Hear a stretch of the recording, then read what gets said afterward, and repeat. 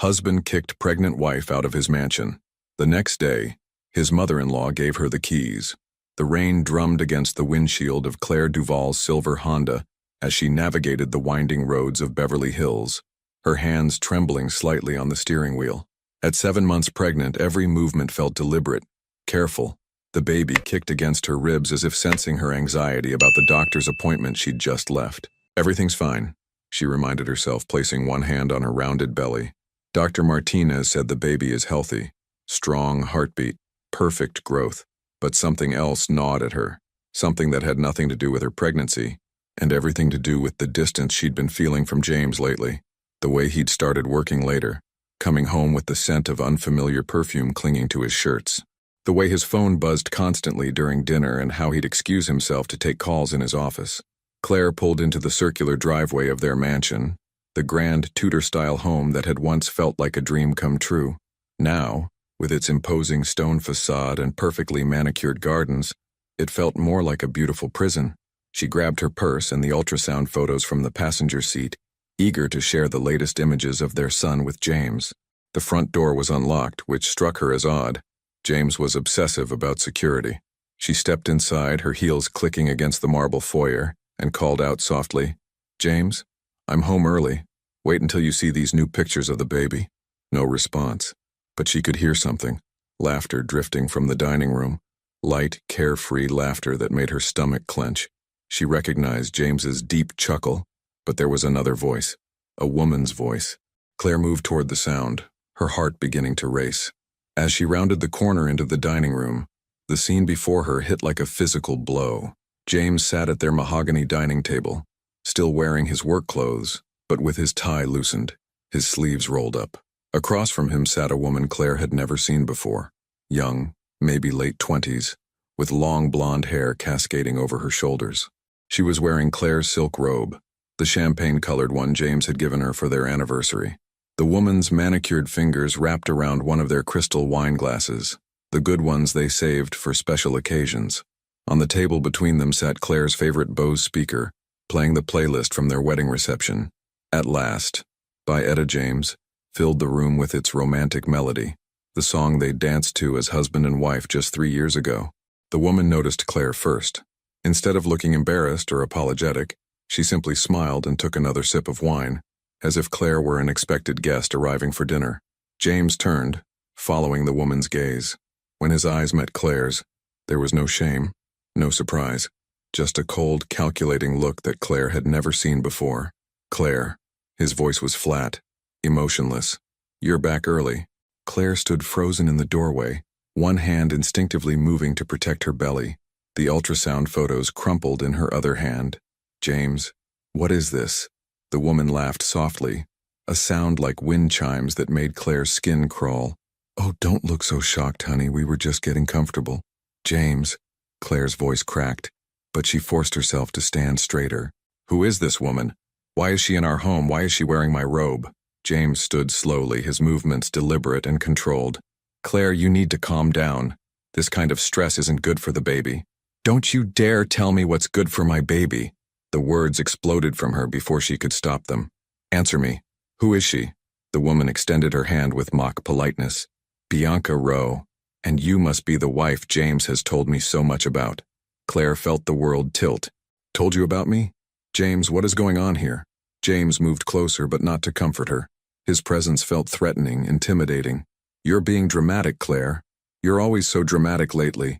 The hormones, the mood swings, it's becoming unbearable." "Unbearable?" Claire's voice rose an octave. "I find my husband with another woman in our dining room and I'm being dramatic? See?"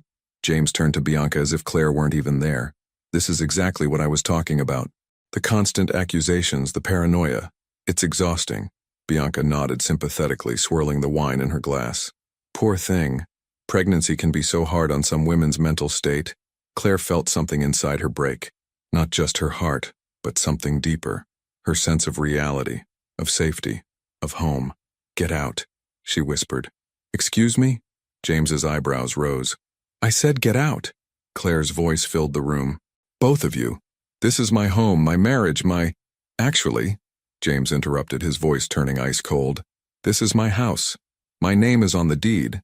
And you, he paused, his eyes scanning her from head to toe with disgust. You're clearly unstable. This kind of emotional volatility isn't healthy for anyone, especially not for the baby. Claire stared at him, unable to process what she was hearing. Are you throwing me out? James reached into his pocket and pulled out his phone. I think you need some time to cool off. Maybe stay with your sister for a few days, get your head straight. This is my home, Claire repeated, but her voice was smaller now, uncertain. Not anymore, Bianca said softly, standing and walking over to James. She placed her hand on his arm possessively. We've been planning this for weeks, sweetie. James just wanted to wait until after the baby was born to make it official. But since you're being so difficult, James nodded, his face expressionless. Pack a bag, Claire, take what you need for a few days. The room spun around her. This couldn't be happening. Not like this. Not while she was carrying his child. James, please, we can talk about this. Whatever's wrong, we can fix it. There's nothing to fix, he said, already turning back to Bianca. You've been distant for months. We both know this marriage has been over for a long time. Claire stood there for another moment, watching as her husband returned to his seat across from his mistress, watching as Bianca settled back into her chair wearing Claire's robe, drinking from Claire's glasses, listening to Claire's wedding songs. With shaking hands, she climbed the stairs to their bedroom and threw clothes into an overnight bag. Her movements were mechanical, robotic. She grabbed her phone charger, some underwear, a few maternity shirts. At the last second, she picked up the framed photo of their wedding day from her nightstand and stared at it. The happy couple in the picture felt like strangers. Downstairs, she could hear them laughing again. 20 minutes later, Claire stood in the rain outside her own front door, her car keys heavy in her palm and her overnight bag slung over her shoulder. Through the dining room window, she could see James and Bianca toasting with champagne glasses, their heads bent together in intimate conversation. As she drove away from the only home she'd known for 3 years, Claire caught sight of herself in the rearview mirror. Her eyes were red but dry. She'd cried all her tears in those 20 minutes upstairs. Now, there was only a hollow ache where her heart used to be, and a growing determination that surprised even her. Because Claire Duval might have been thrown out of her own home tonight, but something told her this story was far from over. What would you do if you came home pregnant and found your husband with another woman wearing your robe, drinking from your glasses and listening to your wedding songs? Would you fight back or walk away? Claire's about to discover she's stronger than she ever imagined. But will it be enough to reclaim what's rightfully hers? The neon sign of the Sunset Motel flickered against the rain-soaked window as Claire sat on the edge of the lumpy mattress, staring at her credit card. The small room smelled of disinfectant and old cigarettes, a far cry from the lavender-scented luxury of her Beverly Hills bedroom. She'd tried 3 hotels before this one. Each time, the same humiliating result. I'm sorry, ma'am, but your card has been declined. James had moved fast, faster than she'd ever imagined possible. Claire's hands shook as she pulled out her phone and scrolled through her bank app. The checking account showed a balance of 0. The savings account, locked. Even their joint credit cards had been frozen. In less than 6 hours, she'd gone from being the wife of a successful tech entrepreneur to a pregnant woman with $43 in cash and nowhere to go. The baby kicked hard against her ribs, as if protesting their new accommodations. Claire placed both hands on her belly and whispered, I'm sorry, little one. Mommy's going to figure this out. But how? Her sister lived in Portland, too far to drive with so little money. Her parents had passed away 5 years ago, leaving her with no family safety net. Most of her friends were really James's friends, wives of his business associates, who had always treated her with polite distance. She opened her contacts list, scrolling through names, trying to find someone, anyone who might help. But as she looked at each name, she realized how isolated she'd become, how completely her world had revolved around James and the life he'd built for them. Her phone buzzed with a text message. For a moment, hope fluttered in her chest. Maybe James had come to his senses. Maybe this was all some terrible nightmare. But the message was from an unknown number. Hope you're comfortable in your new accommodations. Jay told me about your little tantrum tonight. Maybe next time you'll think twice before making a scene.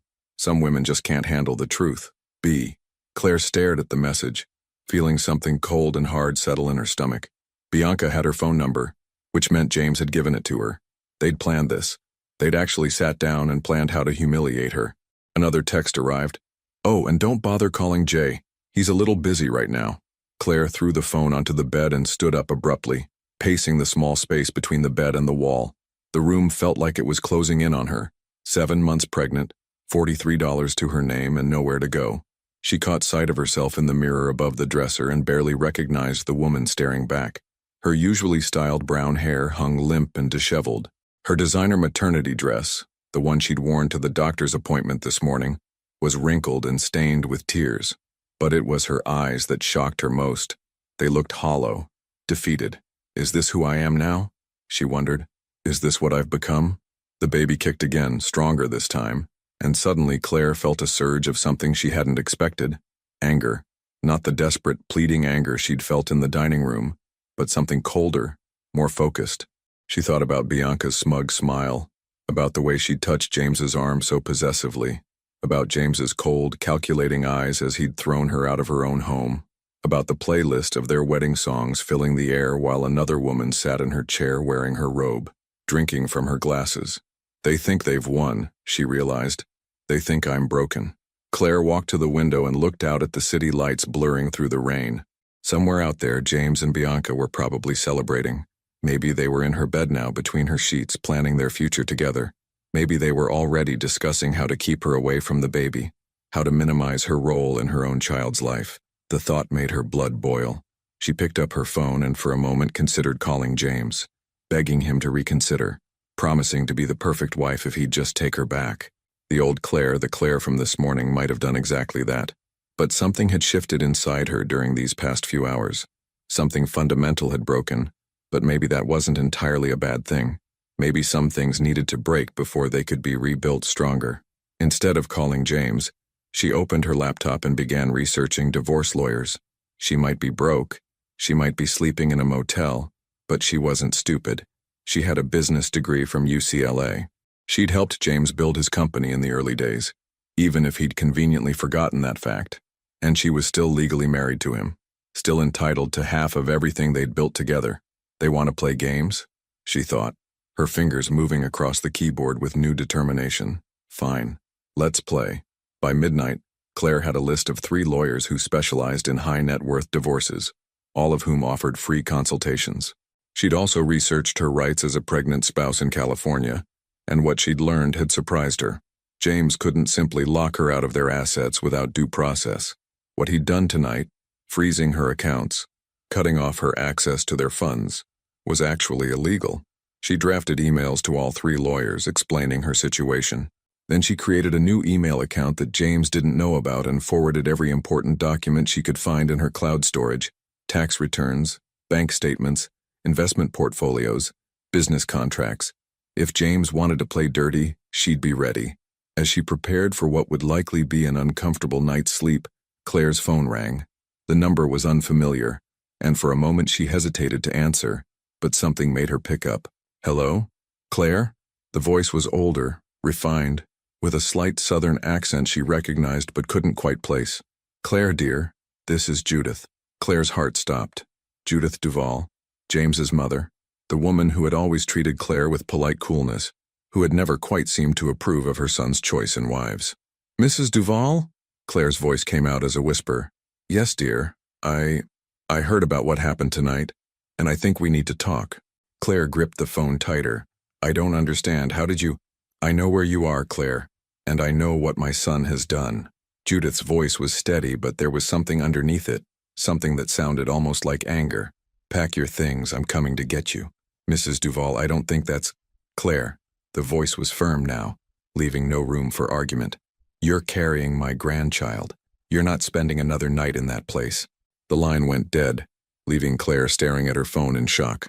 Outside, the rain continued to fall, but for the first time since she'd driven away from her home, Claire felt something that might have been hope beginning to stir in her chest. James and Bianca thought they'd removed her from the equation completely, but they'd forgotten one very important factor. Judith Duvall was a force of nature, and she was about to remind everyone exactly who was really in charge of the Duvall family. 23 minutes later, Claire heard the unmistakable purr of a luxury engine outside the motel. Through the rain-streaked window, she watched as a pristine black Mercedes pulled into the parking lot, its headlights cutting through the darkness like a beacon. Judith Duvall stepped out of the driver's seat, And even in the middle of a storm at nearly 1 a.m, she looked impeccable. Her silver hair was pulled back in an elegant chignon, her charcoal wool coat perfectly tailored. She carried herself with the kind of confidence that came from 64 years of never having to question her place in the world. Claire grabbed her overnight bag and met Judith at the door. Up close, her mother-in-law looked different than usual. The polite mask she typically wore was gone, replaced by something Claire had never seen before: raw, unfiltered fury. "Get in the car," Judith said simply, taking Claire's bag without ceremony. They drove in silence for the first few minutes, the only sound the rhythmic whisper of windshield wipers and the soft hum of classical music from the radio. Claire stole glances at Judith's profile, trying to read the older woman's expression, but her face revealed nothing. Finally, Claire couldn't stand it anymore. "Mrs. Duval, how did you know where I was?" Judith's hands tightened on the steering wheel. "I have my ways. More importantly, how are you feeling? The baby?" We're fine." Claire's voice was hesitant. "But I don't understand why you're helping me. You've never exactly approved of you." Judith's laugh was bitter. "Oh, my dear girl, you have no idea what I approve of and what I don't." They pulled up to a red light, and Judith turned to face Claire directly. In the glow of the streetlights, Claire could see something devastating in the older woman's eyes. "I know about Bianca," Judith said quietly. "I've known for 2 months." Claire felt her heart drop. "You've known? And you didn't what? Tell you?" Judith shook her head. "I wanted to. God knows I wanted to. But I also know my son. I know how charming he can be, how convincing. If I'd come to you with accusations, he would have painted me as a bitter old woman trying to destroy his marriage. You wouldn't have believed me." The light turned green, and they continued driving through the empty streets of Beverly Hills. Claire recognized the route. They were heading toward Judith's estate in the hills. "So you just watched while he destroyed our marriage?" "I gathered evidence," Judith said simply. "I hired a private investigator. I documented everything. Every restaurant they visited, every hotel room they shared, every lie he told you about working late." She paused, her voice becoming harder. "Including the conversation I recorded last week where he told Bianca he planned to have you declared mentally unstable during the pregnancy so he could take full custody of the baby." Claire felt the blood drain from her face. "What?" "Oh yes, my son had quite the plan. Have you committed for psychiatric evaluation, claim postpartum depression started early, build a case that you're an unfit mother, then divorce you while you're locked away, keep the baby and start his new life with his young girlfriend." The words hit Claire like physical blows. She pressed her hands to her belly protectively. "He can't. That's not legal. You can't just have someone committed. Not anymore, no. But you can make their life hell trying. Expensive, exhausting legal battles that drain your resources and your spirit." Judith's voice was ice cold. "He was counting on you being too broken, too isolated, and too poor to fight back." They pulled through ornate iron gates into Judith's driveway. The estate was smaller than the mansion Claire had shared with James, but infinitely more elegant. French colonial architecture with perfectly manicured gardens even in winter. "Why are you telling me this?" Claire asked as they sat in the parked car. "Why are you helping me?" Judith turned off the engine and looked at Claire with an expression that was part maternal, part warrior. "Because despite what you may think, I have always respected you. Yes, I was distant. Yes, I was formal, but not because I disapproved of you." "Then why?" "Because I disapproved of him." The words hung in the air like a confession. "I watched my son become entitled, selfish, cruel. I watched him take your kindness for granted, your intelligence for weakness. And I've been waiting 3 years for you to realize you deserved better." Claire stared at her mother-in-law in shock. "You've been waiting for me to leave him? I've been waiting for you to fight him." Judith's smile was sharp, predatory. "There's a difference." They walked into the house together, and Claire was struck immediately by how different it felt from the mansion she'd shared with James, where that house had been all marble and glass. Cold, impressive, sterile. Judith's home was warm. Rich woods, soft fabrics, the scent of lavender and old books. "You must be exhausted," Judith said, leading Claire up a curved staircase. "The guest room is prepared. We'll talk more in the morning." She showed Claire to a beautiful room with French doors opening onto a balcony that overlooked the garden. Fresh flowers sat on the nightstand, and someone had left a silk nightgown on the bed. Not designer expensive, but clearly quality, clearly chosen with care. "Mrs. Duval." "Judith," the older woman corrected. I think we're past formalities now, don't you? Judith, Claire's voice was soft. I need to ask you something, and I need you to be honest with me. Of course. Is this real? Are you really going to help me, or is this some kind of— Claire struggled to find the words. Some kind of test? Some way to help James? Judith was quiet for a long moment. Then she reached into her purse and pulled out a manila envelope, thick with documents. Financial records showing James has been transferring money to offshore accounts for 6 months, she said, handing Claire the envelope. Bank statements showing he's been paying for Bianca's apartment, her car, her shopping trips, photos of them together dating back to October, and recordings— She paused, her voice becoming deadly serious. Recordings of him telling his friends exactly what he thinks of you, exactly how he plans to dispose of you, and exactly how little he thinks of the child you're carrying. Claire's hand shook as she held the envelope. Why? Why would you betray your own son for me? Judith sat on the edge of the bed, and for the first time she looked her age. Tired, disappointed, heartbroken. Because he stopped being my son the moment he became a man I don't recognize.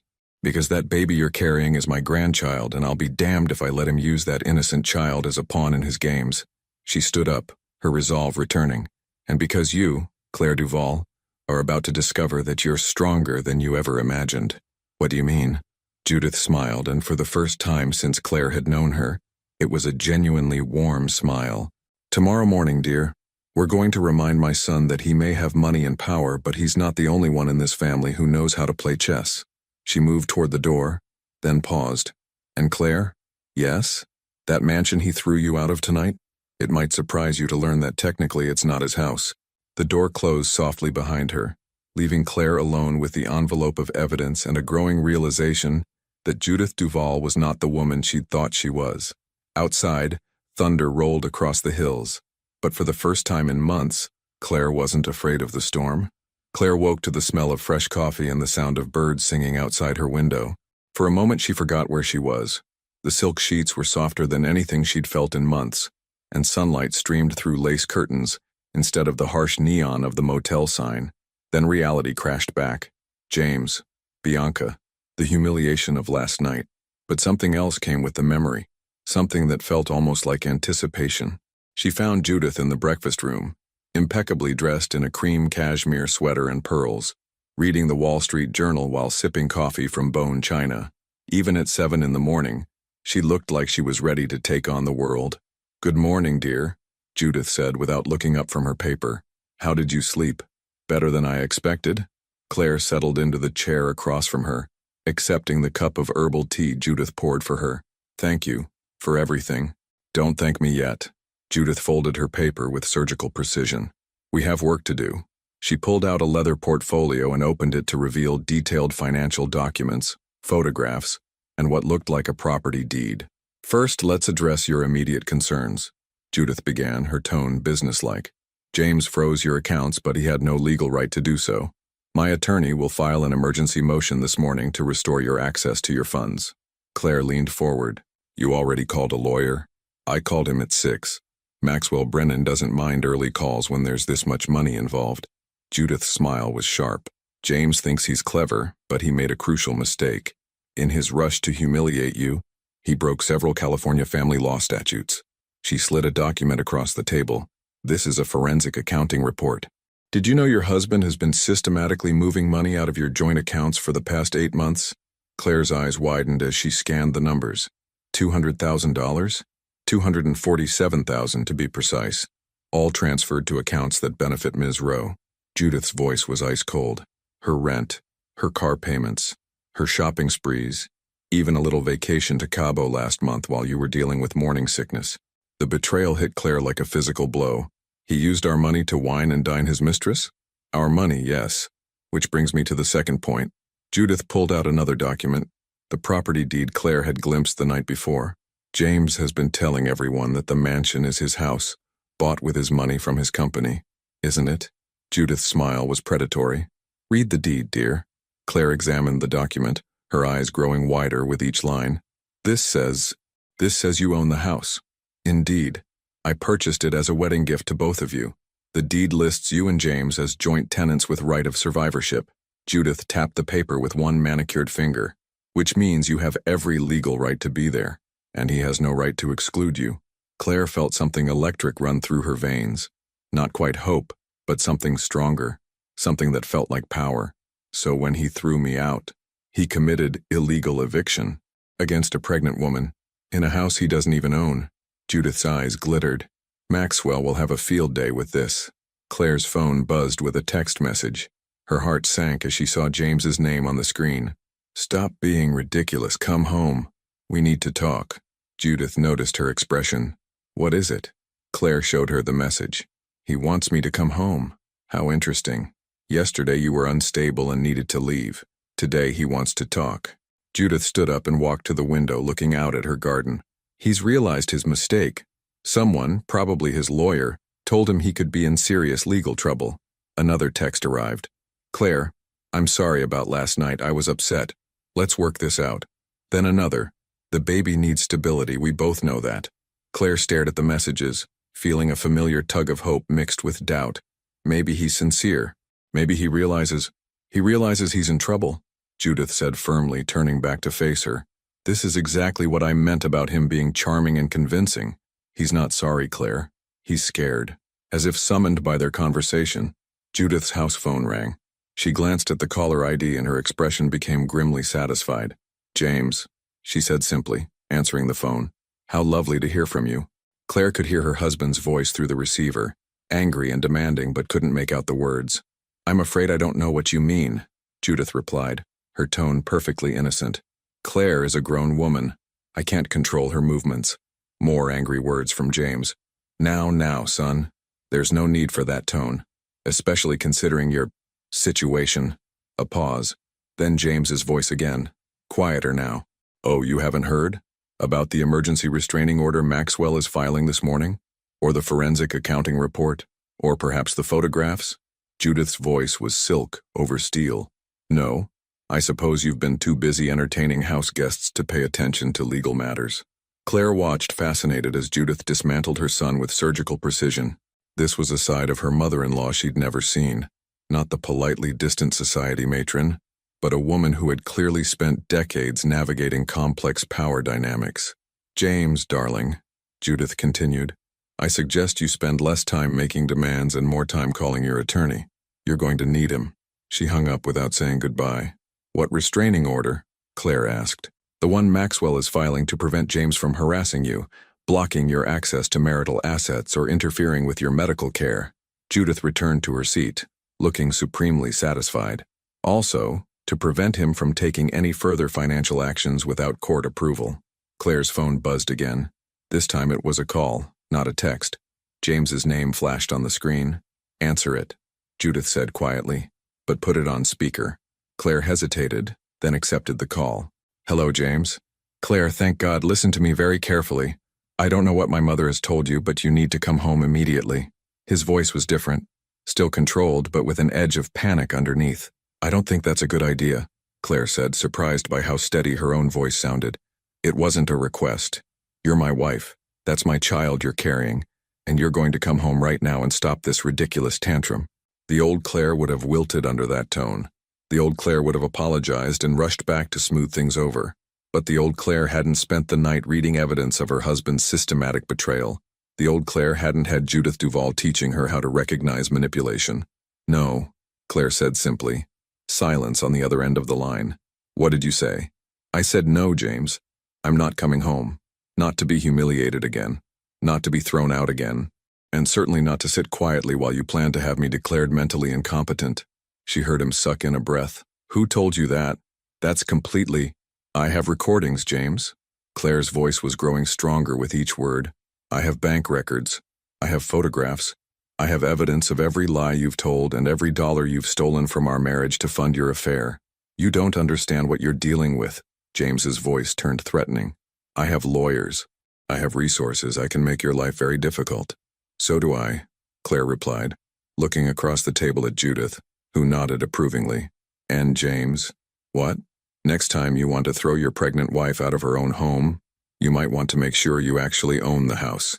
She hung up. For a moment, the breakfast room was silent, except for the ticking of an antique clock on the mantel. Then Judith began to clap, slowly, and appreciatively. Brava, my dear. Absolutely brava. Claire stared at her phone, hardly believing what she'd just done. She'd stood up to James. She'd refused his demands. She'd threatened him back, and it felt incredible. What happens now? She asked. Judith's smile was positively wicked. Now, dear Claire, we go on the offensive. By noon, Claire found herself sitting in the plush office of Maxwell Brennan Esquire, watching as one of Beverly Hills's most feared divorce attorneys dismantled her husband's position with surgical precision. Mrs. Duval, Maxwell said, his silver hair gleaming under the office lights. Your husband has made every mistake possible in family law. It's almost artistic in its incompetence. He spread documents across his mahogany desk like a general planning a battle. Illegal asset freezing, unlawful eviction from the marital home, dissipation of marital assets to fund an extramarital affair, and, my personal favorite, recorded evidence of planning to fraudulently have you committed to gain custody. Claire touched her belly gently. What does all this mean for the baby? It means your husband has gifted us a slam dunk case. Maxwell's smile was sharp. By the time we're finished, he'll be lucky to get supervised visitation. Judith leaned forward from her chair beside Claire. What's our timeline, Maxwell? The emergency motions are already filed. Judge Harrison will hear them at 2 o'clock this afternoon. He checked his watch. In exactly 93 minutes, your husband will discover that his accounts are frozen, his access to the marital home is restricted, and he's prohibited from contacting Claire except through attorneys. Claire felt a thrill of nervous excitement. What about Bianca? Maxwell's grin became positively predatory. Ah, Ms. Rowe. Well, it turns out that knowingly receiving stolen marital assets is a civil offense in California. She's about to discover that her lifestyle has some very expensive consequences. An hour later, Claire sat in Judith's Mercedes outside the Beverly Hills courthouse, watching through tinted windows as James rushed up the courthouse steps with his attorney. Even from a distance she could see the tension in his movements, the way he kept running his hands through his hair, a nervous habit she'd noticed years ago. He looks worried, Claire observed. He should be, Judith replied, checking her makeup in the rearview mirror. Maxwell doesn't lose cases like this. Claire's phone buzzed with a text from an unknown number. Enjoying your little game? James told me what you're trying to do. You're pathetic. No wonder he needed a real woman. Claire showed the message to Judith, who read it with raised eyebrows. Ms. Rowe seems to be missing the gravity of her situation, Judith mused. Forward that to Maxwell.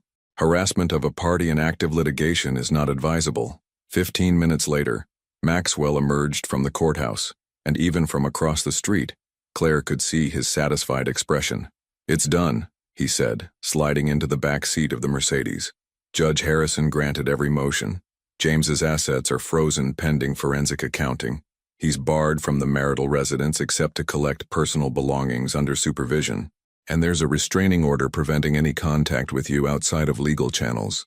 What was his reaction? Judith asked. Maxwell chuckled. His attorney looked like he wanted to disappear into the floor. James himself turned an interesting shade of purple. I believe his exact words were, "This is impossible. That house is mine." And the judge's response? Mr. Duval, perhaps you should have consulted the property deed before making that claim. Maxwell's eyes twinkled. Judge Harrison does not appreciate being lied to in her courtroom. They drove through Beverly Hills in comfortable silence, past the familiar landmarks of Claire's old life. As they turned onto her street, their street, Claire felt her stomach clench with nervousness. Are you sure about this? She asked as they pulled up to the mansion. Darling, Judith said, turning to face her, that house has been your home for 3 years. You've nested there, planned for your baby there, built your life there. Some 29-year-old with fake everything is not going to take that away from you. The circular driveway looked exactly the same as it had 2 nights ago when Claire had fled in humiliation. But now, as she walked up to the front door with Judith beside her and legal documents in her purse, everything felt different. Claire used her key, the same key James had never bothered to ask for back, and stepped into the marble foyer. The house was silent, but she could smell Bianca's cloying perfume in the air. Hello? Claire called out, her voice echoing through the space. No answer. They walked through the downstairs and Claire noticed small changes everywhere. Bianca's designer handbag on the console table, a different throw pillow on the sofa, wine glasses in the sink, the good crystal that Claire had been saving for special occasions. She's made herself at home, Judith observed dryly. They climbed the stairs to the master bedroom. and Claire stopped short in the doorway. The bed, her bed, with the Italian linens she'd picked out for their first anniversary, was unmade. Bianca's clothes were scattered across the floor. A red lace bra hung from the lampshade like a trophy. For a moment, Claire felt the familiar stab of humiliation, but then something else rose up inside her, something that felt like righteous fury. "Get out," she said quietly. "What?" Judith asked. "Get out of my bedroom," Claire said, her voice growing stronger. "Get your cheap lingerie off my lamp. Get your knockoff perfume out of my air. Get out of my house." The last words rang through the mansion like a battle cry. From downstairs came the sound of a door slamming, followed by the clicking of heels on marble. Bianca appeared at the bottom of the staircase wearing one of Claire's silk robes and looking furious. "What are you doing here?" Bianca demanded, her hands on her hips. "James said you were having some kind of breakdown. You can't just waltz back in here whenever you feel like it." Claire walked slowly down the staircase, one hand on the banister, the other protective over her belly. With each step, she felt more like the woman she was meant to be. "This is my house," Claire said simply. "Your house?" Bianca laughed, but there was an edge of uncertainty in it. "Honey, James made it pretty clear that you're not welcome here anymore. Maybe you should call before just showing up. I don't need to call before entering my own home." Claire reached the bottom of the stairs and pulled out the legal documents Maxwell had given her. "But you do need to leave. Immediately." Bianca glanced at the papers with growing alarm. "What is that?" "A court order giving me exclusive use of the marital residence, and another one prohibiting you from removing or destroying any marital assets, which includes everything in this house. You can't be serious." "I'm completely serious." Claire's voice was steel wrapped in silk. "You have 30 minutes to collect your belongings and leave. After that, you'll be trespassing." Bianca's composure finally cracked. "This is insane. James will never let this happen. He loves me. We're building a life together. With money stolen from my marriage," Claire replied calmly. "Money you'll be paying back, by the way, with interest." "I don't know what you're talking about." Judith stepped forward, her smile arctic. $247,000, dear. That's what my son spent on you using marital assets. My attorneys are already preparing the civil suit." Bianca went pale. That's not my fault. James gave me those things willingly." "James gave you stolen property," Claire said. "The car in the driveway, bought with my money. The jewelry you're wearing, my money. This robe you're standing in, it's literally mine." For the first time since this nightmare began, Claire felt completely in control. She walked to the front door and opened it wide. 30 minutes, she said. "Or I call the police and have you arrested for trespassing." Bianca looked between Claire and Judith, clearly realizing that the game had changed completely. The smug confidence was gone, replaced by something that looked almost like panic. "James won't let you get away with this," she said, but her voice lacked conviction. "James is currently dealing with his own legal problems," Judith replied smoothly. "Something about frozen assets and restraining orders. I doubt he'll be much help to you right now." Bianca stared at them for another moment, then turned and ran up the stairs. They could hear her frantically gathering her belongings, slamming drawers and cursing under her breath. 28 minutes later, she emerged with 2 suitcases and a face full of rage. She stopped at the door and turned back to Claire. "You think you've won something? This isn't over. James loves me, not you. He never loved you." Claire looked at this woman who had helped destroy her marriage, who had mocked her pain, who had invaded her home and her life, and for the first time, she felt nothing but pity. "You're right," Claire said quietly. "This isn't over. But Bianca, you've already lost." The door closed with a satisfying click, leaving Claire and Judith alone in the sudden silence of the mansion. Claire walked slowly through her home, running her fingers along familiar surfaces, breathing in the scent of the lavender diffuser she'd placed in the living room months ago. Everything was the same, but everything was different. She was different. "How do you feel?" Judith asked softly. Claire turned to her mother-in-law, her ally, her unexpected champion, and smiled. "I feel like I'm home." 3 days later, Claire stood in her renovated nursery, hanging delicate mobile stars above the crib she'd chosen months ago. The room glowed with soft morning light, and for the first time in weeks, she felt genuine peace. The transformation of the house had been swift but thorough. Every trace of Bianca's presence had been erased, the perfume aired out, the sheets changed, the wine glasses properly cleaned and returned to their cabinet. More importantly, Claire had reclaimed every space as her own. Her phone buzzed with a text from an unknown number. Hi, Claire, this is Amanda from James's office. I heard what happened and wanted you to know that we're all rooting for you. What he did was disgusting. Also thought you should know. He's been telling people you had a nervous breakdown. Just FYI. A friend. Claire stared at the message, feeling a familiar stab of humiliation. Even now, even after everything, James was still trying to control the narrative. Judith appeared in the doorway, carrying 2 cups of tea. You look troubled, dear. Claire showed her the message. Judith read it, her expression darkening. How predictable, she said. When men like James are caught, they always resort to discrediting their victims. His whole office probably thinks I'm unstable. His whole office is about to learn the truth. Judith's smile was mysterious. I have some news that might interest you. She pulled out her phone and showed Claire a screenshot of an email. Claire read it twice before the words sank in. The West Side Women's Business Network wants to interview me. Miranda Hartwell specifically requested you. She's doing a feature on women who've overcome adversity in their personal lives to rebuild professionally. Judith's eyes twinkled.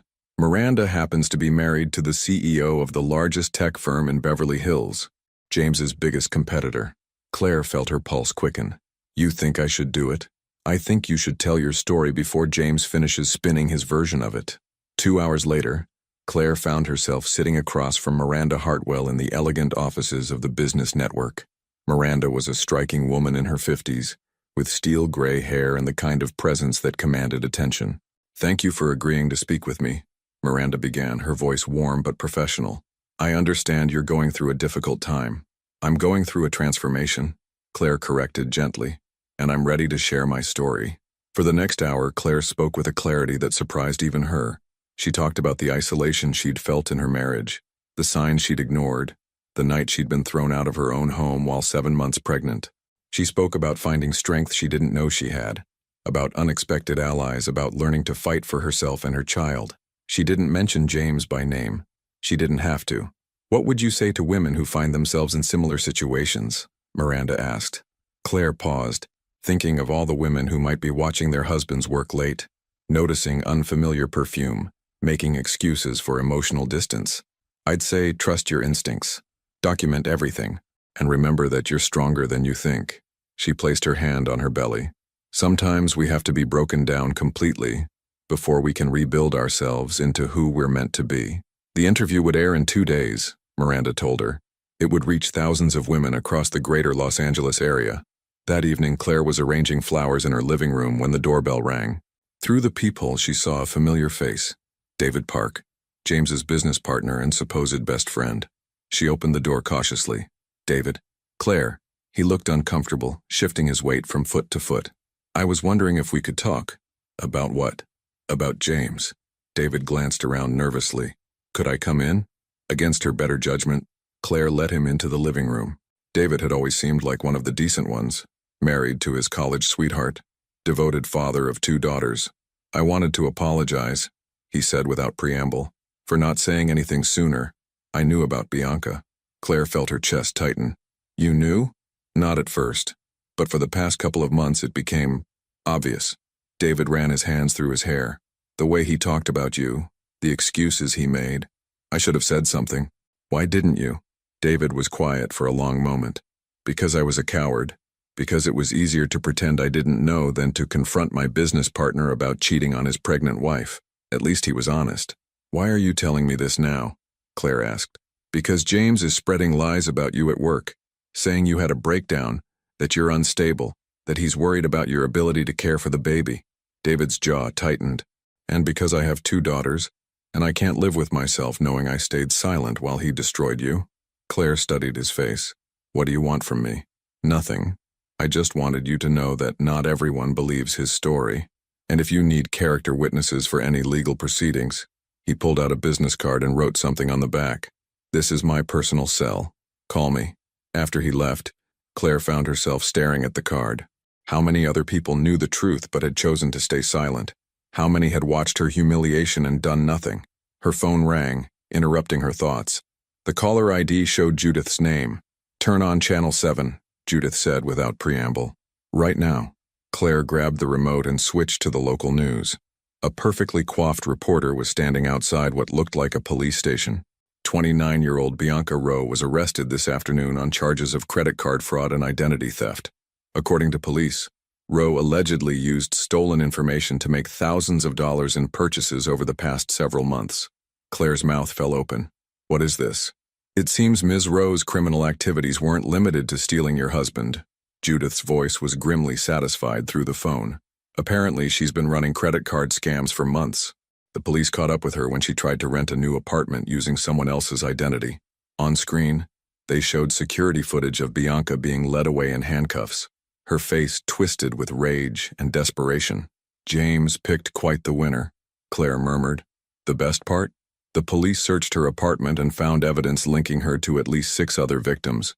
Your husband's girlfriend is looking at serious prison time. Claire felt a complex mix of emotions, satisfaction, pity, and something that might have been relief.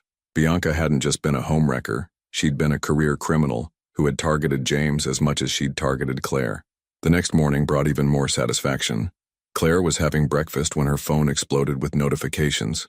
The business network interview had been posted online early, and it was already going viral. Her social media mentions were filled with support. This woman is an inspiration. Every cheating husband should watch this and be ashamed. Claire Duval is showing us what real strength looks like. But the most satisfying notification came from an unexpected source, a mutual friend from college, Vanessa Kim, who now worked as a journalist for the Los Angeles Times. Claire, saw your interview. I'm working on a piece about corporate executives and personal accountability. Would love to chat about your experience with someone in the tech industry who exhibited patterns of financial and emotional abuse. Can you call me? Claire smiled, remembering that Vanessa had always been relentless when she caught the scent of a story. 2 hours later, Claire found herself on the phone with her old friend, sharing details about James's systematic financial abuse, his plans to have her committed, and his pattern of manipulative behavior.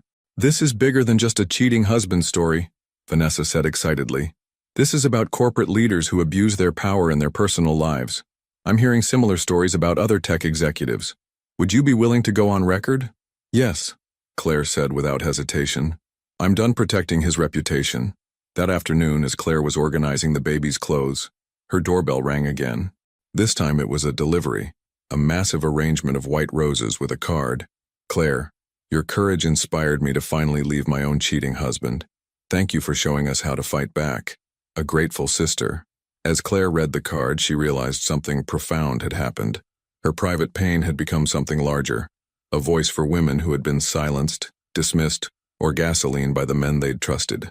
Her phone buzzed with a text from Maxwell. James is requesting a meeting. His attorney says he wants to discuss terms for an amicable resolution. Translation: he's panicking and wants to make a deal before this gets worse for him. Are you interested? Claire looked around her reclaimed home, thought about the interview that was changing women's lives, considered the growing media attention that was exposing James for who he really was. Then she typed back, "Tell James I'll discuss terms, but they'll be my terms. And Maxwell? Make sure he understands.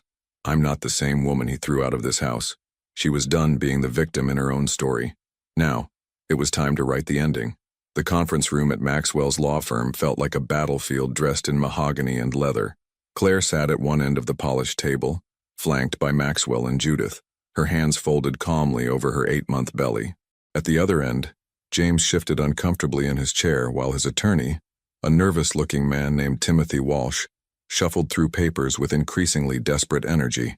This was the first time Claire had seen her husband in person since that night he'd thrown her out. He looked different, thinner, with dark circles under his eyes and a restless energy that spoke of sleepless nights. His usually perfect hair was disheveled, and his expensive suit couldn't hide the way his shoulders seemed to carry invisible weight. "Thank you all for coming," Maxwell began, his voice professionally neutral. "Mr. Duval has requested this meeting to discuss potential terms for resolution." James leaned forward, his eyes fixed on Claire with an intensity that once would have made her uncomfortable. Now, she simply met his gaze steadily. "Claire," he said, his voice softer than she'd heard it in months. You look good." "Thank you," she replied simply, offering nothing more. Timothy cleared his throat. "My client would like to propose a settlement that would be beneficial to both parties." "I'm listening," Maxwell said, though his tone suggested he was already unimpressed.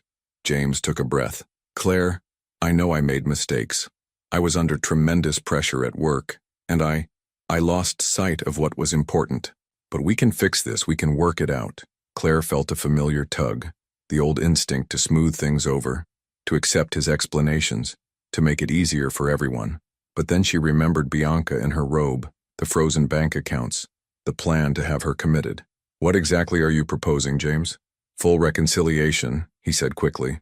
You come home, we go to counseling, we work on our marriage, for the baby's sake. The silence in the room was deafening. Maxwell spoke first. Mr. Duval, your client seems to be confused about the nature of this meeting. We're here to discuss divorce terms, not reconciliation fantasies. James's composure cracked slightly. I'm offering to take her back after everything she's done to humiliate me publicly, after she's dragged my name through the mud with her little interview and her media friends. Everything she's done? Judith's voice was ice cold. James, you threw your pregnant wife out of her own home to move your criminal mistress in. Claire didn't humiliate you. You humiliated yourself. That woman was arrested, James snapped, his careful facade finally breaking. How was I supposed to know she was a con artist? I was as much a victim as anyone. Claire studied her husband's face as he spoke, looking for any trace of the man she'd once loved. Instead, she saw only self-pity and desperation. You're right, she said quietly. You were a victim of your own choices. James stared at her. What's that supposed to mean? It means you chose to cheat. You chose to steal marital funds. You chose to plan having me committed. You chose to throw me out while I was carrying your child. Claire's voice remained calm, but each word landed like a precision strike. Bianca didn't force you to do any of those things. I never meant for it to go that far, James said, and for the first time he sounded genuinely distressed. The thing with the commitment proceedings, that was Walsh's idea. I just wanted to protect my assets during the divorce. Timothy Walsh went pale. James, I need to advise you to stop talking. But James couldn't stop. Weeks of pressure, of watching his world collapse, had finally broken through his controlled exterior. Do you have any idea what you've cost me? He demanded, standing up abruptly. My business partners are questioning my judgment. Clients are walking away. That Times article made me look like a monster. You made yourself look like a monster, Claire replied. The article just reported the facts. Facts? James laughed bitterly. You painted me as some kind of abusive husband when all I did was steal $250,000 from our marriage to fund an affair with a criminal. Maxwell interrupted. Attempt to have your pregnant wife declared mentally incompetent. Illegally evict her from her own home. Would you like me to continue? James slumped back into his chair, running his hands through his hair. I need this to stop. The media attention, the legal battles, all of it. What do you want from me, Claire? Claire looked at this man she'd once promised to love forever. This man who had seemed so strong and confident when they'd met. Now he just looked broken and small. I want you to take responsibility, she said, for all of it. No more blaming me or Bianca or work stress or your lawyers. I want you to admit what you did and accept the consequences. Fine, James said quickly. I admit it. I made mistakes. I'll sign whatever papers you want. Pay whatever settlement. That's not what I mean, Claire interrupted. James, do you even understand what you put me through? He stared at her blankly. I don't think you do, she continued. You don't understand what it felt like to come home and find another woman in my robe, drinking from my glasses, listening to our wedding songs. You don't understand what it felt like to be thrown out of my own home while pregnant with your child. You don't understand what it felt like to discover that my husband, the man I trusted completely, had been planning to have me locked up so he could steal my baby. James opened his mouth to respond, but Claire wasn't finished. You don't understand because you've never had to understand. You've never had your entire world yanked away by someone you loved. You've never had to question your own sanity because the person closest to you was systematically manipulating you. Tears were running down Claire's cheeks now, but her voice remained steady. So no, James. Signing papers and paying money isn't taking responsibility. Taking responsibility would mean acknowledging the pain you caused, not just the legal trouble you're in. The room was silent except for the gentle hum of air conditioning. James stared at his hands, his jaw working as if he were trying to find words. Finally, he looked up at her. Claire, I'm sorry. I know I hurt you. I know I was selfish and cruel, and I know sorry doesn't fix it. For a moment, Claire saw a flash of the man she'd married, vulnerable, honest, capable of genuine emotion. But I can't undo what I did, he continued. All I can do is try to make the divorce as easy as possible, and and try to be a better father than I was a husband. Claire wiped her eyes and nodded. That's all I wanted to hear. Maxwell leaned forward. Good. Now let's discuss actual terms. Mrs. Duval is entitled to 50% of all marital assets, plus compensation for the funds illegally transferred to Ms. Rowe, plus punitive damages for emotional distress. How much are we talking about? Timothy asked weakly. Maxwell smiled. Including the house, the business assets, investments, and damages? Approximately $3.2 million. James went white. $3 million? That would bankrupt me. Should have thought of that before you decided to play house with a con artist, Judith said dryly. There's also the matter of custody, Maxwell continued. Given Mr. Duval's documented attempts to manipulate the legal system and his pattern of emotional abuse, Mrs. Duval is seeking primary custody with supervised visitation. Supervised? James looked stricken. Claire, please. I know I messed up, but I love this baby. I want to be a father. Claire looked at him for a long moment. Despite everything, despite all the pain and betrayal, she could see that this part was genuine. Whatever else James was, he had genuinely wanted this child. The supervision can be minimal, she said finally, and it can be reduced over time if you prove you can be trusted. But James, you plan to take my baby away from me. You'll have to earn back the right to unsupervised time. James nodded, tears in his own eyes now. I understand. Timothy shuffled his papers nervously. My client will need time to review these terms. No, James interrupted. I'll sign whatever Claire wants. I'll liquidate assets, sell the business stake, whatever it takes. He looked directly at Claire. I destroyed our marriage. I nearly destroyed you. The least I can do is make sure you and the baby are financially secure. Maxwell pulled out a thick folder. I happen to have the paperwork right here. As James signed document after document, his signature transferring away millions of dollars in legal rights, Claire felt something she hadn't expected. Not satisfaction or triumph, but a kind of exhausted relief. It was finally over. When the last signature was complete, James stood up slowly. He looked at Claire one more time. For what it's worth, he said quietly, you're going to be an amazing mother. This baby is lucky to have you. Then he walked out of the conference room, leaving Claire staring at the closed door and wondering how someone could love and destroy someone else so completely at the same time. Well, Maxwell said, breaking the silence. That went better than expected. Judith reached over and squeezed Claire's hand. How do you feel, dear? Claire thought about it. Free, she said finally. I feel free. 6 weeks later, Claire stood in the nursery of her transformed home, gently rocking her newborn son, Noah. The morning light filtered through the soft white curtains she'd chosen, casting everything in a golden glow. The room smelled of lavender and baby powder, and for the first time in months, Claire felt completely at peace. He's beautiful, dear, Judith whispered from the doorway, not wanting to disturb the quiet moment. Claire looked down at Noah's perfect face, his father's strong jawline but her gentle eyes, and felt her heart expand in ways she hadn't known were possible. He is, isn't he? She murmured, tracing his tiny fingers with her own. And he's all mine. The past 6 weeks had been a whirlwind of change. The divorce had been finalized with surprising speed. James's assets liquidated and transferred without contest. But more than the financial security, Claire had found something invaluable. Herself. The Beverly Hills mansion had been completely renovated. Gone were the cold marble surfaces and sterile modern furniture that James had chosen. In their place, Claire had created warm, lived-in spaces filled with soft textures, family photos, and the kind of comfort that made a house feel like a true home. Any word from the publisher? Judith asked, settling into the rocking chair beside Claire. Claire smiled.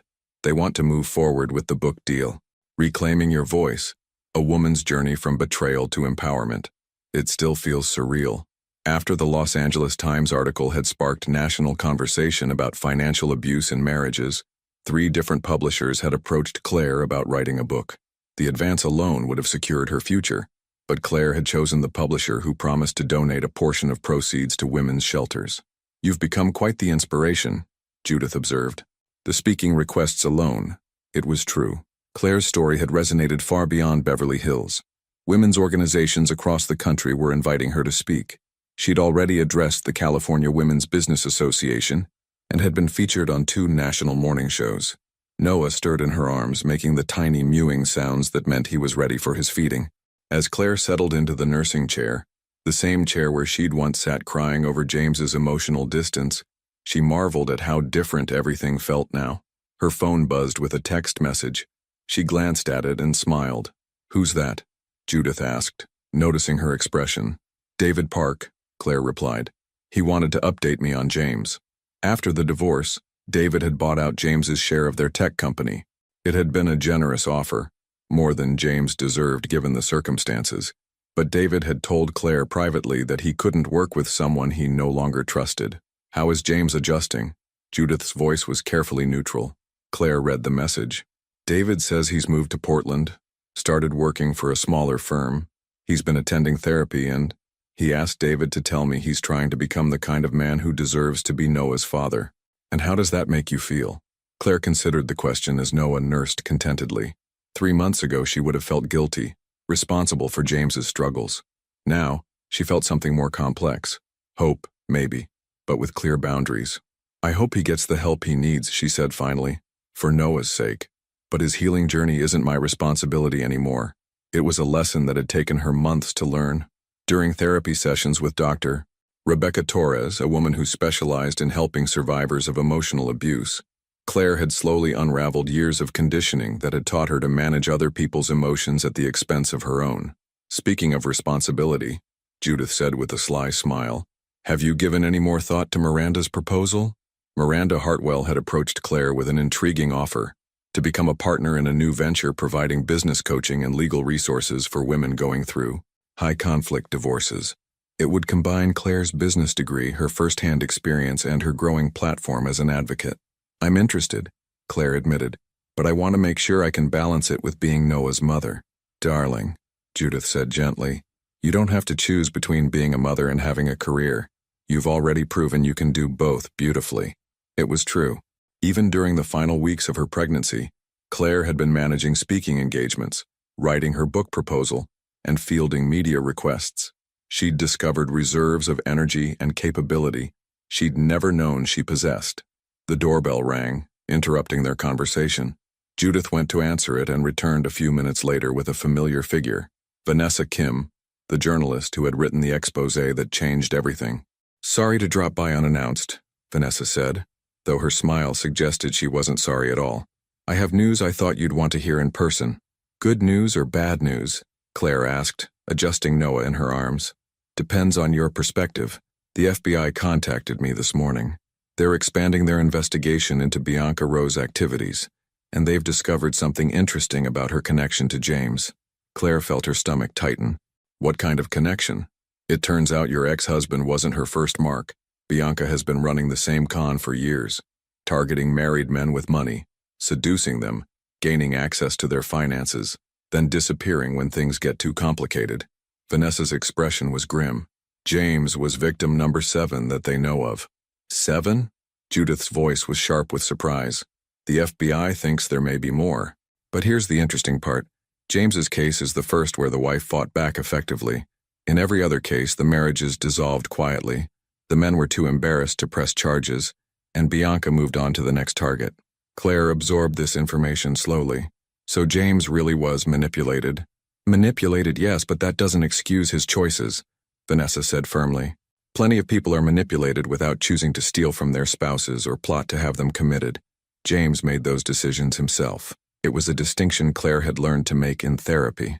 Understanding the factors that influenced someone's behavior didn't mean excusing the harm they caused. "The reason I'm telling you this," Vanessa continued, "is because the FBI wants to interview you as part of their case. Your documentation of the financial abuse was apparently crucial evidence in establishing the pattern. Will I have to testify against Bianca? Possibly, but they also want to understand how you survived what broke up 6 other marriages. They think your story could help them advise other victims." After Vanessa left, Claire found herself back in the nursery, watching Noah sleep in his crib. The late afternoon sun painted everything in warm hues, and she could hear Judith humming softly in the kitchen as she prepared dinner. This was her life now. Not the life she'd planned when she married James, but something better, something entirely her own. Her phone rang, and she saw an unknown number on the screen. For a moment, she hesitated. Unknown numbers had once meant anxiety, potential confrontation, more drama. Now, they usually meant opportunity. "Hello, this is Claire. Mrs. Duval." This is Senator Patricia Williams's office. The senator is chairing a committee on domestic financial abuse, and she'd like to invite you to testify before Congress next month."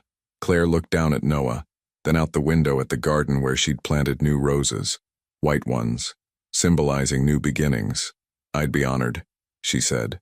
That evening, as she sat in her living room with Judith, Noah sleeping peacefully in her arms, Claire reflected on the journey that had brought her here. 6 months ago, she'd been a woman who apologized for taking up space, who managed everyone else's emotions, who had lost herself so completely in her marriage that she barely existed. Now, she was a mother, an author, an advocate, and a woman who had learned to fight for herself and others. "Judith," she said softly, "I never thanked you properly for that night you came to get me at the motel." Judith looked up from her book. "You don't need to thank me, dear." "Yes, I do. You saved my life that night. Not just practically, but you showed me who I could become." Judith's eyes grew misty. "Oh, my darling girl. I didn't show you anything. I just gave you the opportunity to show yourself." Outside, night was falling over Beverly Hills, but inside Claire's home, everything was warm and bright and full of possibility. Tomorrow would bring new challenges. The book to finish, the speaking engagements to prepare for, the FBI interview to navigate. But tonight, in this moment, with her son in her arms and her future stretching out before her like an open road, Claire Duval was exactly where she was meant to be. She was home. She was free. She was herself. And she was just getting started. The Hart Senate office building in Washington, D.C. felt like a temple of power, its marble corridors echoing with the footsteps of people who shaped the nation's laws. Claire walked through the halls with Noah sleeping in his carrier, flanked by Judith and her attorney Maxwell, who had insisted on accompanying her to this historic moment. "Nervous?" Judith asked softly, as they approached the committee room. "Terrified," Claire admitted, "but ready." Senator Patricia Williams's Committee on Financial Crimes and Domestic Abuse had drawn national attention. The hearing room was packed with reporters, advocates, and lawmakers. Claire could see C-SPAN cameras positioned to capture every moment of the proceedings. But what made her breath catch was the unexpected figure sitting in the gallery, James. He looked different than he had at their last meeting. Thinner, more subdued, wearing a simple gray suit instead of his usual designer attire. When their eyes met across the room, he nodded slightly. Not a greeting exactly, but an acknowledgement. "What's he doing here?" Maxwell muttered. "I asked him to come," Claire said quietly, surprising them both. She hadn't planned it. 3 days ago, she'd received a letter from James, not through lawyers, but handwritten, personal. In it, he'd apologized again, but more specifically this time. He'd detailed every manipulation he remembered, every moment he'd prioritized his own comfort over her well-being, every choice that had led to their destruction. At the end, he'd written, "I know I have no right to ask anything of you, but if there's ever a way I can help undo the damage I've caused to other women, please let me know." So she'd called him. "Mrs. Duval," Senator Williams' chief of staff approached them. "We're ready for you." The committee room fell silent as Claire took her seat at the witness table. Noah stirred in his carrier beside her but remained asleep. 5 senators sat at the elevated bench before her, while cameras captured every angle. Senator Williams, a formidable woman in her 60s with steel gray hair and kind eyes, leaned forward. "Mrs. Duval, thank you for your courage in coming before this committee today. As you know, we're investigating patterns of financial abuse in domestic relationships and considering federal legislation to provide better protections for victims. Thank you for having me, Senator. Please tell us in your own words about your experience." Claire looked out at the packed gallery, at the reporters, the advocates, the lawmakers, at Judith, who gave her an encouraging nod, at James, whose face was a mask of shame and attention. Then she began to speak. 8 months ago, I was a woman who had lost herself so completely in her marriage that I barely existed. I managed my husband's moods, apologized for his behavior, and convinced myself that love meant accepting whatever treatment I received. Her voice grew stronger as she continued. The financial abuse began slowly, as it always does. Small comments about my spending, suggestions that he handle all the financial decisions since he was better with money. Gradually, I was excluded from major financial conversations about our own life. She detailed the systematic isolation, the way James had moved money without her knowledge, the frozen accounts that left her homeless and destitute while pregnant. But the financial abuse was never just about money, Claire continued. It was about power, It was about making me so dependent, so isolated, so convinced of my own inadequacy that I wouldn't fight back when he decided to replace me with someone else. Senator Rodriguez from Texas leaned forward. Mrs. Duval, how common do you believe these patterns are? More common than we want to admit, Senator. Since my story became public, I've received thousands of messages from women describing similar experiences. The details change, but the pattern is always the same. Gradual isolation, financial control, psychological manipulation, and ultimately, complete dependence on someone who uses that dependence as a weapon. Senator Chen from California asked, "What would have helped you most during that period?" Claire thought carefully. Legal protections that recognized financial abuse as a form of domestic violence. Automatic safeguards that would have prevented my husband from unilaterally freezing accounts or transferring assets. But mostly, I needed someone to tell me that what was happening wasn't normal, wasn't my fault, and wasn't something I had to endure. And what gave you the strength to fight back? Claire glanced at Judith, then at James. Initially, desperation. When you're pregnant and homeless, you find reserves you didn't know you had. But ultimately, it was the realization that my son deserved a mother who valued herself. I couldn't teach him to respect women if I didn't respect myself. Senator Williams nodded. Mrs. Duval, we understand your ex-husband is here today. Is that correct? Yes, Senator. And why did you invite him? Claire felt the weight of every eye in the room. This was the moment she'd been building toward, the reason she'd asked James to come. Because accountability isn't just about punishment, Senator. It's about truth. And the truth is that financial abuse destroys families, traumatizes children, and perpetuates cycles of power and control that damage our entire society. She turned slightly in her chair to look directly at James. My ex-husband made choices that nearly destroyed me, but he also made a choice to face those consequences, to get help, and to support legislation that might prevent other families from going through what we went through. Senator Williams looked intrigued. Mr. Duval, would you like to address the committee? James stood slowly from the gallery. For a moment, Claire thought he might refuse. Then he walked to the witness table and took the seat beside her. Senators, he began, his voice hoarse with emotion, I am the person this legislation is designed to protect women from. I manipulated my wife financially and emotionally for years. I told myself I was protecting her, managing things, being responsible. The truth is I was controlling her because controlling her made me feel powerful. The room was absolutely silent. When she became pregnant, instead of seeing it as the blessing it was, I saw it as a threat to my control. So I planned to have her declared mentally incompetent, to take custody of our child, and to eliminate her from our lives completely. Several senators shifted uncomfortably. This level of honesty was unprecedented in congressional testimony. I'm not here asking for forgiveness, James continued, looking directly at Claire. I'm here because my ex-wife, who should hate me, believes that exposing the truth about financial abuse might help other women avoid what she went through, and because I have a son who deserves to grow up in a world where this kind of behavior isn't tolerated. Senator Williams leaned forward. Mr. Duval, what would you say to other men who might be engaging in similar patterns? James was quiet for a long moment. I'd say that control isn't love, isolation isn't protection, and the woman who trusts you enough to share her life with you deserves better than to become a casualty of your insecurities. He paused, his voice breaking slightly. I'd say that if you're doing to your wife what I did to mine, you're not protecting your family, you're destroying it. And someday, if she's as strong as Claire, she'll realize she deserves better, and you'll lose the best thing that ever happened to you. When the hearing concluded 3 hours later, Claire felt emotionally drained but oddly relieved. As reporters swarmed around her asking questions, she found herself looking for James in the crowd. She found him standing alone in the hallway, staring out a window at the Capitol dome. Thank you, she said simply. He turned, his eyes red-rimmed. Thank you for giving me the chance to tell the truth. I know it doesn't fix anything, but it helps, Claire said. For other women, for their families, it helps. They stood in comfortable silence for a moment.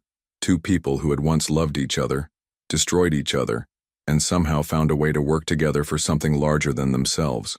Claire, James said finally, I know I don't have the right to ask this, but when Noah's older, when he asks about us, about what happened, I'll tell him the truth, Claire said. All of it. The bad parts and the good parts.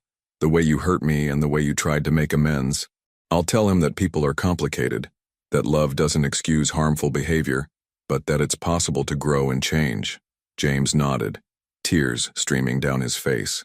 He's lucky to have you as his mother, He's lucky to have a father who's willing to do the work to deserve him, Claire replied.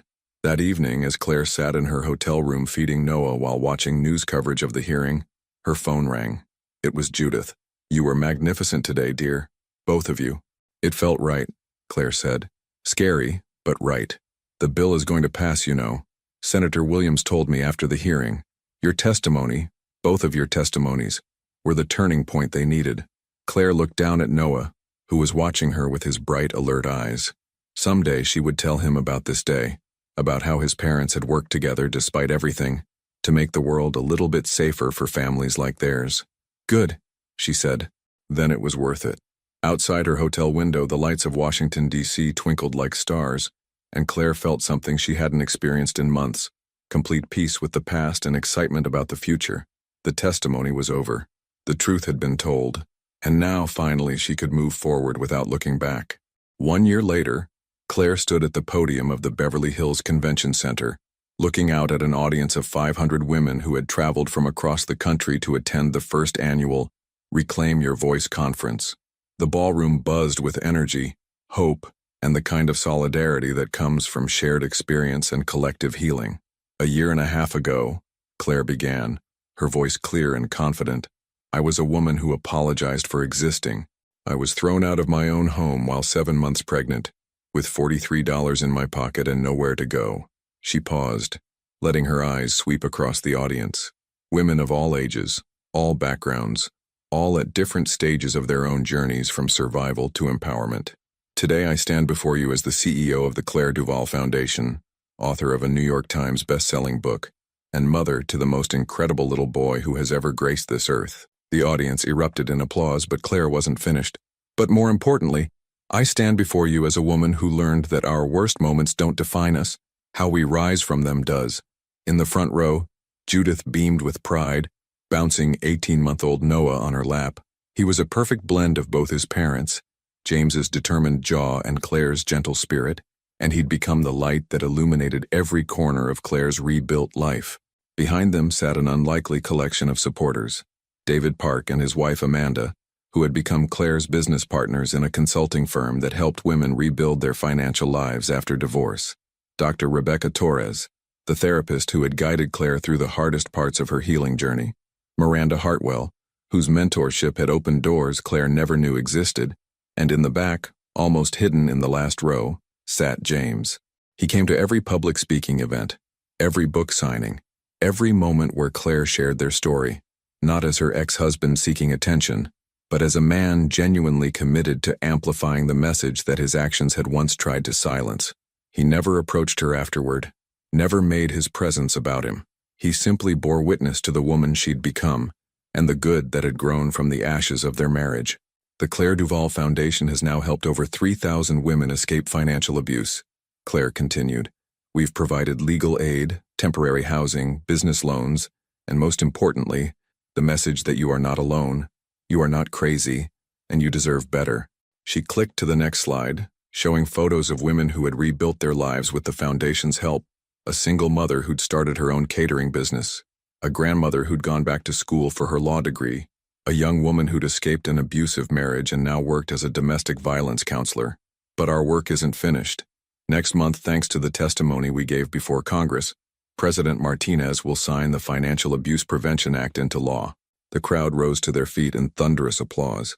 Claire felt tears prick her eyes as she remembered that day in Washington, the terror and triumph of speaking truth to power, the moment she realized her voice could change more than just her own life. This law will require banks to flag unusual account activity that could indicate financial abuse. It will provide legal protections for victims and criminal penalties for perpetrators. It will mandate training for law enforcement, social workers, and family court judges, and it exists because we refuse to stay silent. After her speech, Claire mingled with the attendees, listening to their stories, offering encouragement, connecting them with resources. Each conversation reminded her why this work mattered, why her pain had purpose. As the conference wound down, she found herself in the hotel bar with Judith, both of them exhausted but exhilarated. Your parents would be so proud, Judith said softly, sipping her wine. Claire smiled, thinking of her parents who had died 5 years earlier, never knowing the woman their daughter would become. I think they would be. though they might be shocked that their quiet, people-pleasing daughter became someone who testifies before Congress.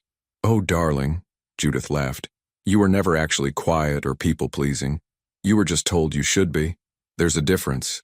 Noah, who had been remarkably well-behaved all day, finally reached his limit and began fussing in his high chair. Claire lifted him onto her lap, and he immediately calmed, babbling happily as he played with her conference badge. "Mama," he said clearly, one of his few words, and Claire's heart melted as it did every time. "That's right, sweetheart. Mama." Her phone buzzed with a text message from an unknown number. "Ms. Duval, my name is Angela Martinez. I saw your speech online and finally found the courage to leave my husband. Your foundation helped me get a lawyer and a place to stay. My daughter and I are safe now because of you. Thank you for showing us that we could be brave." Claire showed the message to Judith, who read it with misty eyes. "How many messages like that do you get now?" "Dozens every day," Claire replied, kissing the top of Noah's head. "It's overwhelming sometimes, but it's also what gets me up in the morning." As they prepared to leave, Claire noticed James approaching their table. He looked nervous, which was unusual for him. "Claire, could I speak with you for a moment?" he asked quietly. She nodded, handing Noah to Judith, and followed James to a quiet corner of the bar. "I wanted you to know," he began, "that I'm getting married." Claire felt a complicated mix of emotions, surprise, perhaps a small pang of something that wasn't quite sadness, and underneath it all, genuine happiness for him. "Her name is Dr. Alicia Reynolds. She's a therapist who specializes in helping men who've been abusive. We met in group therapy." James smiled slightly. "She knows everything about our story, about what I did to you, and she's helping me become someone worthy of being Noah's father." "That's wonderful, James. I'm happy for you. I wanted to ask." He hesitated, then pushed forward. "Would it be okay if Noah met her? Not as a replacement for you, obviously, just as someone who's going to be part of my life and therefore part of his visits with me." Claire studied his face, looking for signs of the manipulative man she'd once known. Instead, she saw someone who was genuinely asking permission, genuinely concerned about what was best for their son. "I'd like to meet her first," she said. "But yes, if she's good for you and good for Noah, then I'm open to it." James nodded gratefully. "Thank you. For this, for the conference, for everything you've built from what I destroyed. I know I don't deserve your grace, but I'm grateful for it." "James," Claire said gently, "we've both built new lives from what happened. Good lives. Maybe that's enough." As she watched him walk away, Claire realized that forgiveness wasn't something she'd consciously chosen. It had simply grown organically from her own healing, from the fullness of the life she'd created, from the knowledge that carrying anger would only poison the joy she'd found.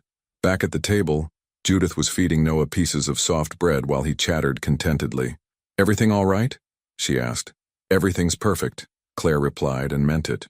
6 months later, Claire sat in her home office putting the finishing touches on her second book, a guide for women navigating the early stages of leaving abusive relationships. Through her window, she could see Noah playing in the garden with his new nanny, a wonderful woman named Rosa who had become like family to them. The house itself had been featured in Architectural Digest as an example of healing through design, warm, welcoming, filled with natural light and spaces for both solitude and connection. It no longer resembled the cold marble palace where she'd once felt like a prisoner. Her phone rang, interrupting her concentration.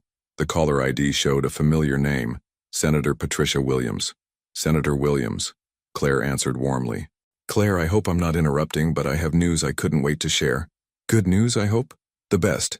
The Financial Abuse Prevention Act has led to a 40% increase in reports of financial abuse, which means we're finally reaching women who previously had no recourse. But more importantly, domestic violence shelters report that women are leaving abusive situations earlier because they have legal protections for their assets." Claire felt tears of joy spring to her eyes.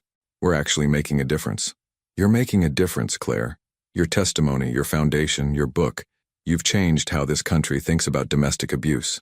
After the call ended, Claire sat quietly in her office, surrounded by awards and recognition she'd never dreamed of receiving. The Humanitarian of the Year Award from the National Organization for Women, a commendation from the Department of Justice, a letter from the President thanking her for her service to American families. But her eyes drifted to the photo on her desk. Noah at his first birthday party, chocolate cake smeared across his face, his eyes bright with laughter. That little boy, safe and loved and growing up in a home filled with respect and kindness, was her greatest achievement.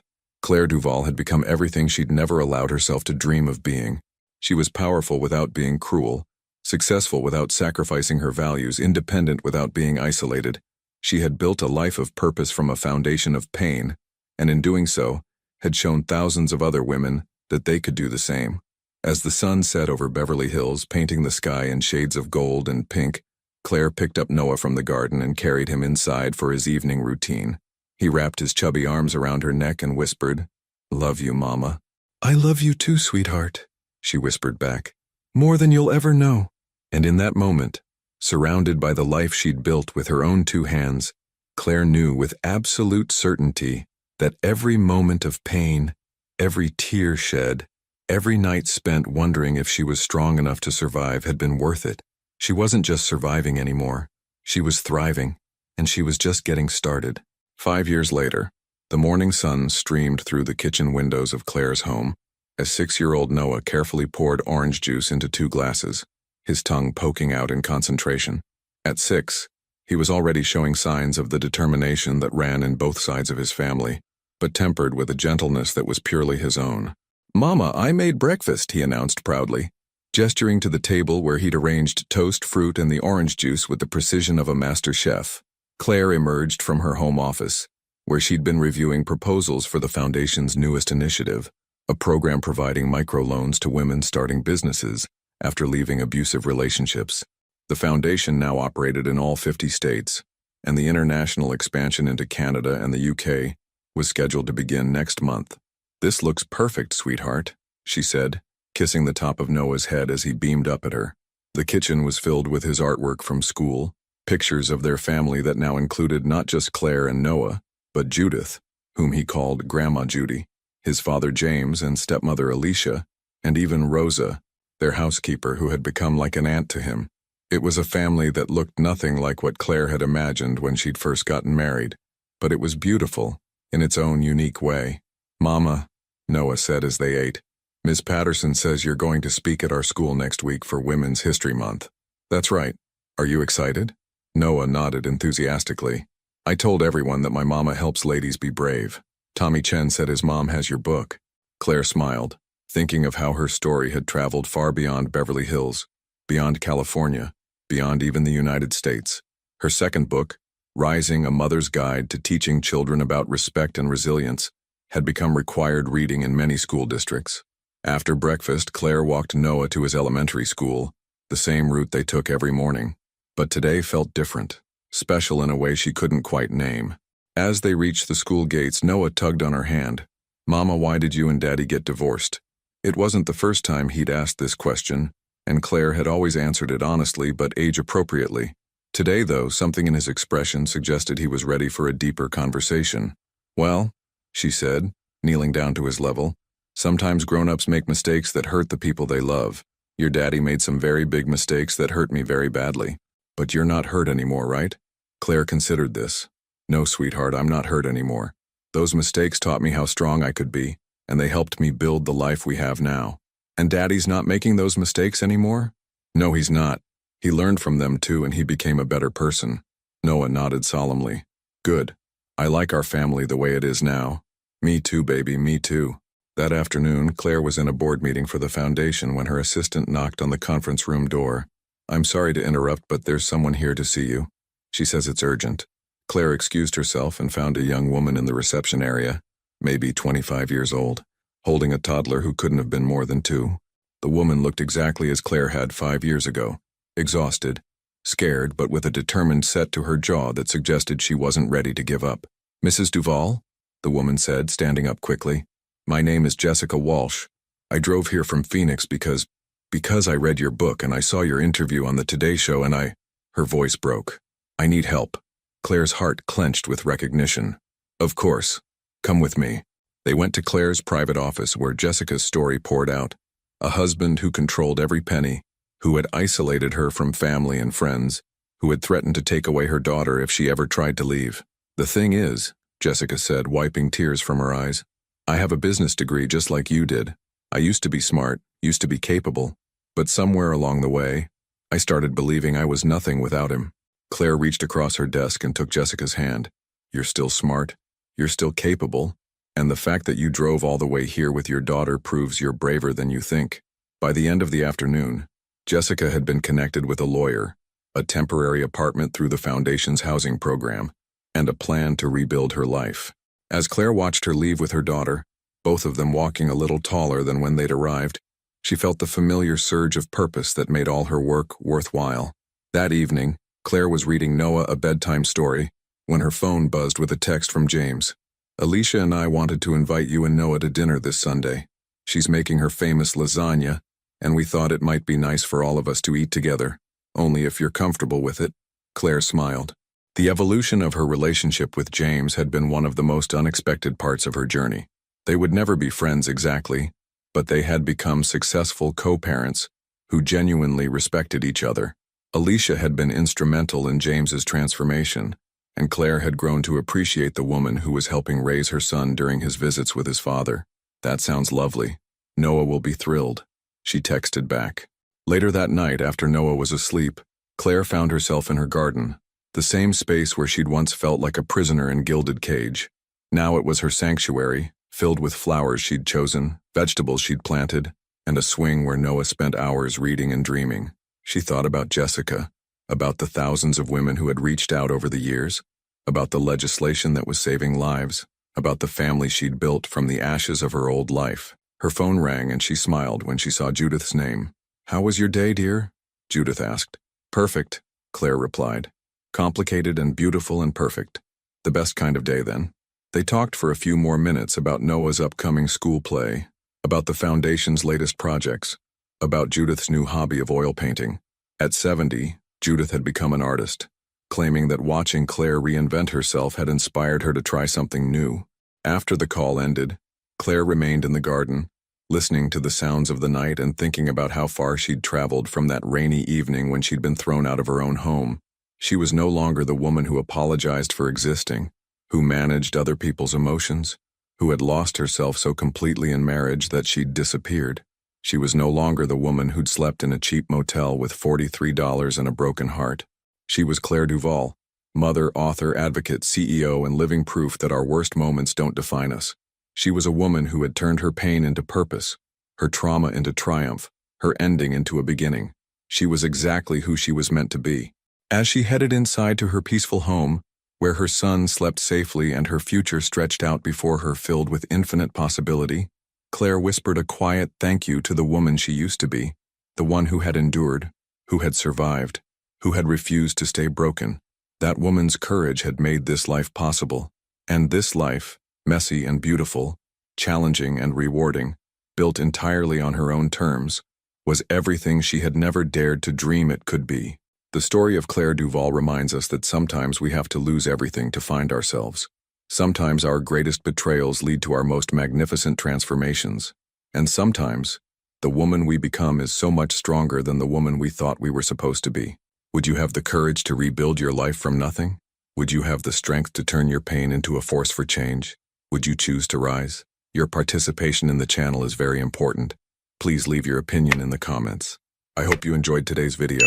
If you did, please leave a like to help me out and don't forget to subscribe to the channel so you don't miss out on the next stories. Thanks for watching and see you in the next video.